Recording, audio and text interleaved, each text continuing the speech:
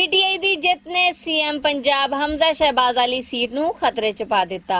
22 ਜੁਲਾਈ ਨੂੰ ਜੇ 5 ਬੰਦੇ ਗੈਰ ਹਾਜ਼ਰ ਹੋ ਗਏ ਤੇ ਪੀटीआई ਆਲਾ ਵਜ਼ਾਰਤ ਲੱਭਦੀ ਫਿਰੇਗੀ। ਰਾਣਾ ਸਨਾਉल्ला चेयरमैन नैब जावेद इकबाल होरां दे खिलाफ कमेटी बना दी गई। पुछताछ वाला काम जारी। सरकार वालों सियालकोट मोटरवे नूं करतारपुर साहिब लिंक देण दा फैसला। लाहौर दे इलाके बागबानपुरा च कतल होने वाली जनानी दा वकूआ। ਇਹ ਪੰਜਾਬੀ ਰੇਡੀਓ USA है पाकिस्तान तो खबरां नाल मैं हां परवीन मसूद। ਵਧੇਰੀ ਜਾਣਕਾਰੀ ਲਈ ਪੰਜਾਬੀ ਰੇਡੀਓ USA ਦੇ ਪੇਜ ਨੂੰ ਲਾਈਕ ਕਰੋ, ਸਬਸਕ੍ਰਾਈਬ ਕਰੋ ਤੇ ਬੈਲ ਦੇ ਬਟਨ ਨੂੰ ਪ੍ਰੈਸ ਕਰਨਾ ਨਾ ਭੁੱਲਣਾ। पंजाब च विचकारलियां चोणां च इमरान खान दी पार्टी दे जितन मगरों हुण पंजाब च हमजा शहबाज होरां दी सीएम वाली सीट खतरे च नजर आंदी पई है। आस कीती जा रही है कि 22 जुलाई नूं पंजाब असैंबली दी कार्रवाई च अदालती हुकम मुजब नवें सीएम दा चुनाव कीता जाना सी। जे हमजा शहबाज होरी सीएम नहीं रहिंदे ते मुल्क भर दे किसी भी सूबे च नून लीग दी सरकार नहीं रहेगी। इन्हां हालातां च मुस्लिम लीग नून दी हुक्मरानी रहना भी औखा है क्योंकि पीटीआई वालों बार-बार आम चोणां दी मांग कीती जा रही सी। इतलावां मुजब यह भी सुनन नूं आ रहा है कि नवें सीएम पंजाब हुण दे स्पीकर पंजाब असैंबली परवेज़ इलाही होणगे। कल prime minister of Pakistan Shahbaz Sharif होरां नूं उन्हां दी पार्टी दे करता वालों चोणां च हारन दी वजह बारे एक रिपोर्ट पेश कीती गई, जिहदे विच हार दी सब तो वड्डी वजह पेट्रोल दे मुल्लां च वाधा वेख्या गया क्योंकि पेट्रोल दे मुल्लां दे वाधे करके बाकी शैवां दे मुल्ल च भी वाधा हो गया सी। इहदे नाल-नाल डॉलर दे मुल्ल च भी मुसलसल वाधा वेखण नूं नजर आ रहा सी। मरकजी सरकार च दाखला मामलिਆਂ ਦੇ वजीर राणा सनाउल्ला होरां दा आखना है कि 22 जुलाई नूं कुछ भी हो सकता है। इस वेले पीटीआई कोल 188 वोट ने जबकि साडे कोल 180 वोट ने। उस दिन जे 5 लोग भी गैर हाजिर हो गए ते परवेज़ इलाही होरी अपनी आला वजारत लभदे फिरनगे।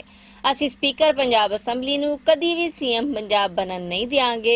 ਇਹ ਗੱਲਾਂ ਉਹਨਾਂ ਮਰੀਮ औरंगजेब होरां दे नाल प्रेस कॉन्फ्रेंस करदियां होइयां आखियां। राणा सनाउल्ला होरां दा आखना सी कि इमरान खान कहंदा पागल आदमी है, जित के भी आखदा पिया है कि धांधली होई है। कहंदा है कि जे 20 सीटां जितांगा तां ही मन्नांगा कि धांधली नहीं होई। उन्होंने इस गल नूं सख्ती नाल आखिया कि असी परवेज़ इलाही नूं किसी तरह भी पंजाब च सीएम बनन नहीं देंगे क्योंकि इहदे मगर इमरान खान है जिन्हों गलबात करन दी तमीज़ नहीं है। नैब दे chairman justice retired Javed Iqbal खिलाफ इल्जाम लावन वाली जनानी तैयबा गुल दे बयानों तो बाद सरकार ने पुछताछ लई एक कमेटी बना दी है। इस कमेटी की प्रधानगी पंजाब तो इंटीरियर मिनिस्टर आजम नज़ीर तारड़ नूं दिती गई है। इस कमेटी च जस्टिस रिटायर्ड जावेद इकबाल नूं तलब किया गया पर वो पेश नहीं हुए, जिदे तो मगरों उन्हां नूं नोटिस दिता गया ते गिरफ्तार करके पेश करन दी धमकी भी लाई गई है।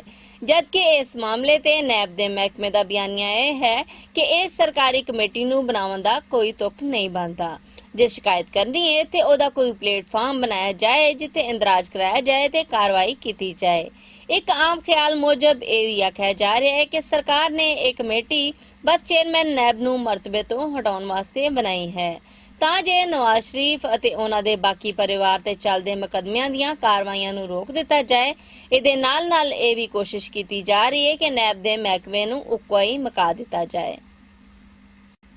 पाकिस्तानी सरकार ने सियालकोट मोटरवे तो सीधा लिंक करतारपुर साहिब तक देने का फैसला किया है। यह मनसूबा पहलों ही सरकारी इस्लामां दा हिस्सा सी पर हुण बकायदा तौर ते इहदे ते काम करन दा फैसला किया जा रहा है। आस की जा रही है कि जे इस मनसूबे की मंजूरी हो जाती है तो पाकिस्तानी सरकार इस साल ही इहदे ते काम शुरू कर देगी। लाहौर तो सियालकोट तक बनन वाली मोटरवे ते 2021 च काम शुरू होया सी, जिहदे तो मगरों लाहौर तो सियालकोट दा सफर बस 1.5 घंटे का रह गया सी ते जे हुण इहदा लिंक सियालकोट तो सीधा करतारपुर साहिब तक दे दिता जाता है तो गल बहुत ही वधिया हो जाएगी। इहदे नाल-नाल सुनन वालियां नूं दस्सना चाहिए कि करतारपुर राहदारी ते काम करदे मजदूरां वास्ते 2 वेले दा खाना भी मुफ्त दिता जा रहा है। इस तो पहलों मजदूर अपना खाना आप खरीद के खांदे सन। करतारपुर राहदारी प्रोजेक्ट मैनेजमेंट का आखना है कि यह सहूलत 1 जुलाई तो दी जा रही है। लाहौर दे इलाके बागबानपुरा च ईद दे दूजे दिन एक जनानी नूं नशा वेचण वाले करिंदियां ने गोली मार के कतल कर दिता। ਪੁਲਿਸ ਨੇ ਕਤਲ ਹੋਣ ਵਾਲੀ ਜ਼ਨਾਨੀ ਦੀ ਮਦੀਅਤ 'ਚ ਮੁਕੱਦਮਾ ਦਰਜ ਕਰਕੇ ਤਫਤੀਸ਼ ਸ਼ੁਰੂ ਕਰ ਦਿੱਤੀ। ਪੁੱਛ ਪ੍ਰਤੀਤ ਮਗਰੋਂ ਇਸ ਮੁਕੱਦਮੇ 'ਚ ਇੱਕ ਨਵਾਂ ਮੋੜ ਸਾਹਮਣੇ ਆਇਆ ਹੈ, ਜਿਹਦੇ ਮੁਜਬ ਜ਼ਨਾਨੀ ਦਾ ਕਤਲ ਨਸ਼ਾ ਵੇਚਣ ਤੋਂ ਮਨਾ ਕਰਨ ਤੇ ਨਹੀਂ ਕੀਤਾ ਗਿਆ, ਬਲਕਿ ਨਸ਼ਾ ਵੇਚਣ ਵਾਲਿਆਂ ਦੀ ਮੰਗ ਸੀ ਕਿ ਜ਼ਨਾਨੀ ਦੇ ਘਰ ਦੇ ਬਾਹਰ ਜੋ ਸੀਸੀਟੀਵੀ ਕੈਮਰੇ ਲੱਗੇ ਨੇ ਉਹਨਾਂ ਨੂੰ ਉਹ ਲਾ ਦਿੱਤਾ ਜਾਏ, ਜਿਹਦੇ ਤੋਂ ਝਗੜਾ ਹੋ ਗਿਆ ਤੇ ਗੱਲ ਵੱਧ ਕੇ ਕਤਲ ਤੱਕ ਅੱਪੜ ਗਈ, ਕਿਉਂਕਿ ਜ਼ਨਾਨੀ ਉਹ ਕੈਮਰੇ ਲਾਉਣ ਨੂੰ ਤਿਆਰ ਨਹੀਂ ਸੀ। ਆਖਿਆ ਜਾ ਰਿਹਾ ਹੈ ਕਿ ਗੋਲੀ ਕੈਮਰਿਆਂ ਨੂੰ ਨਿਸ਼ਾਨਾ ਬਣਾ ਕੇ ਮਾਰੀ ਗਈ ਸੀ, ਪਰ ਉਹ ਗੋਲੀ ਜ਼ਨਾਨੀ ਦੇ ਸਿਰ 'ਚ ਜਾ ਲੱਗੀ ਤੇ ਉਹ ਮੌਕੇ ਤੇ ਹੀ ਮਰ ਗਈ। ਜ਼ਨਾਨੀ ਦੇ ਪੁੱਤਰ ਨੇ ਮੀਡੀਆ ਨਾਲ ਗੱਲਬਾਤ ਕਰਦਿਆਂ ਹੋਇਆਂ ਆਖਿਆ ਹੈ ਕਿ ਪੁਲਿਸ ਨਸ਼ਾ ਵੇਚਣ ਵਾਲੇ ਗਿਰੋਹ ਦੇ ਨਾਲ ਹੈ ਤੇ ਸਾਡੇ ਨਾਲ ਇਨਸਾਫ ਨਹੀਂ ਕਰਦੀ ਪਈ। ਪਾਕਿਸਤਾਨ ਤੋਂ ਹੁਣ ਤੱਕ ਲਈ ਇੰਨਾ ਹੀ। ਵਧੇਰੀ ਜਾਣਕਾਰੀ ਲਈ ਪੰਜਾਬੀ ਰੇਡੀਓ ਯੂਐਸ ਦੇ ਪੇਜ ਨੂੰ ਲਾਈਕ ਕਰੋ, ਸਬਸਕ੍ਰਾਈਬ ਕਰੋ ਤੇ ਬੈਲ ਦੇ ਬਟਨ ਨੂੰ ਪ੍ਰੈਸ ਕਰਨਾ ਨਾ ਭੁੱਲਣਾ। ਮੈਨੂੰ ਪ੍ਰਵੀਨ ਮਸੂਦ ਨੂੰ ਇਜਾਜ਼ਤ ਦਿਓ। ਰੱਬ ਰਾਖਾ।